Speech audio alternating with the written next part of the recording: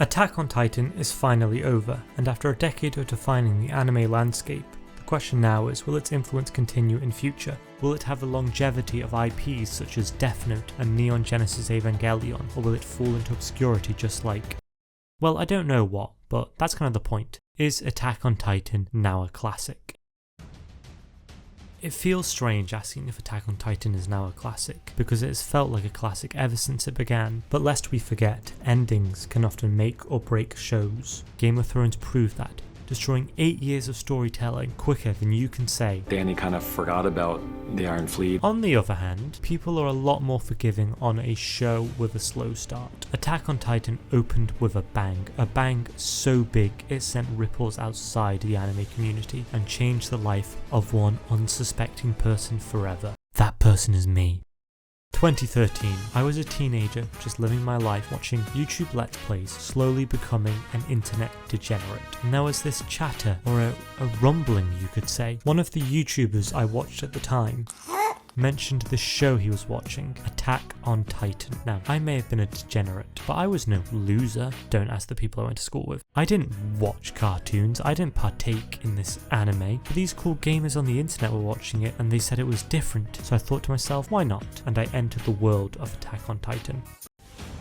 And Attack on Titan was good. The setting was different to so many shows I'd watched before, and even anime since. And the intrigue wrote itself. Where did the Titans come from? Why do they only eat humans? How did the humans who survived manage to build the walls? What was in the basement? These questions weren't even asked by the characters. It was presented as facts of life the characters live with, or just shown to us in the setting. I mean, you can see the walls in nearly every shot. How can you not ask how they were built? But the roller coaster didn't stop. And then the game changed.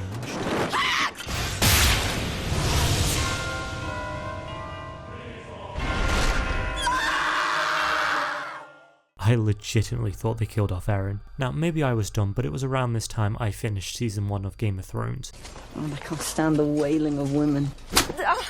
Which scarred me for any future show which tried to bait a death scene. Hell, I watched Wreck-It Ralph not long after I finished the first season of Game of Thrones and thought they actually killed off Ralph here in this kids movie. Anyway, season 1 of Attack on Titan was an absolute steam train of hype. I started with the dub of the show as it was airing, but couldn't wait for each week, so jumped onto the sub. I made my switch early in my anime watching career. Anything to get more of this story, more of these characters, more of this world. And then nothing. For 4 years! Well, at least there won't be any more long waits after this. But those 25 episodes were enough. It made me jump into more anime. First, Sword Art Online and Death Note. People always talk about the big three being One Piece, Naruto and Bleach and Dragon Ball Z because these were all long-running anime. But for me, it was these 3 anime because these were the shows people recommended to get into anime. This is what also helps define a classic in my head. It's the go-to recommendation.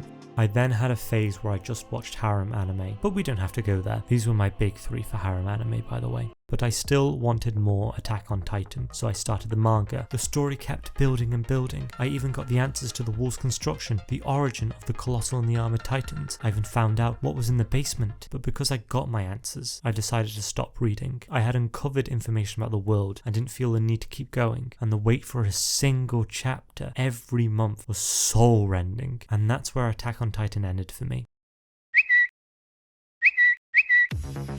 And then the hype train came back, and what hype it was. This is what I will remember Attack on Titan for, above all else. I watch a lot of shows and get whiplashed by the stretching of the laws of physics and logic that occurs to allow for something to happen. Attack on Titan plows through that. I watched this show on an emotional level and I let it take me wherever it wanted. Season 3 Part 2, Season 4 Part 1, the first few episodes of Season 4 Part 2, Season 4 Part 2, the specials Part 1 were all peak Attack on Titan for me. And as this final season got drawn out for 3 years, I, along with the collective anime community, waited with bated breath on if this show would stick the landing and if we'd all find out if we wasted the past 10 years of our lives, if the thing that got me into this medium would reach a level of consistent storytelling to rival something like Full Metal Alchemist Brotherhood, or if it would feel like a colossal waste of time.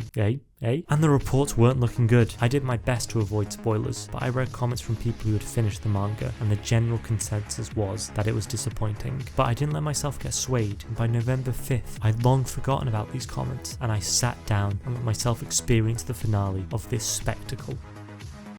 Call me crazy. I liked it. It did what it should have. It concluded the series. It kept with the themes of life and war, and I'm glad it didn't try to go for something absolutely crazy for the sake of being surprising. Could I go deeper and pick apart what happened? Yes, but I don't want to. I've always enjoyed Attack on Titan more from a macro perspective than a micro perspective. The big set pieces and seeing how the world works in a more large scale sense are what draw me to AOT, but there's never really been a single character I think is a standout. And that's just not what I enjoy the show for. And that echoes in the finale, seeing how the world changed from this cataclysmic event and continuing the themes of war and finding these little moments to fight for. That's what I watched the finale for, and that's what I got. I've enjoyed a lot of what Attack on Titan has done, but I do have my gripes about the series, even the ending. But on the level I enjoyed the show on, and in its telling of the story that it wants to tell, I think Attack on Titan has done a better job than most. So that's what I will remember this show for. And while the finale wasn't perfect, I feel it was thematically relevant, and I feel Eren's, Mikasa's and Armin's stories were concluded strongly. I don't believe the ending poisoned the well and made the story feel like a complete waste of time. I feel that way about Game of Thrones, and honestly don't think I could recommend it without at least caveating. You can stop after season 4. I could recommend Attack on Titan wholesale to someone and be content I have recommended them a good show, and because of that, I feel Attack on Titan will live on in the annals of anime history. I think Attack on Titan has secured its place as a classic.